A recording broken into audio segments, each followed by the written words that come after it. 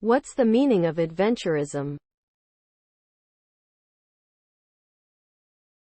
Adventurism.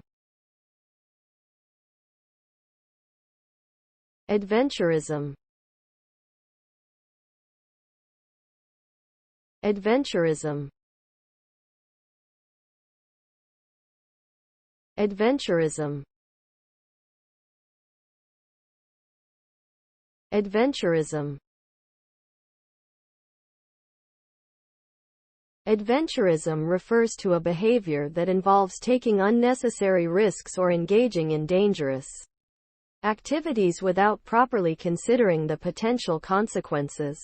The result of such behavior can vary depending on the context. In a personal setting, it may lead to injury or harm to oneself or others. In a business or political setting, it may result in failed ventures or destabilization of relationships and power structures. Overall, adventurism tends to prioritize short-term gains over long-term considerations and can ultimately be detrimental to individuals and society as a whole.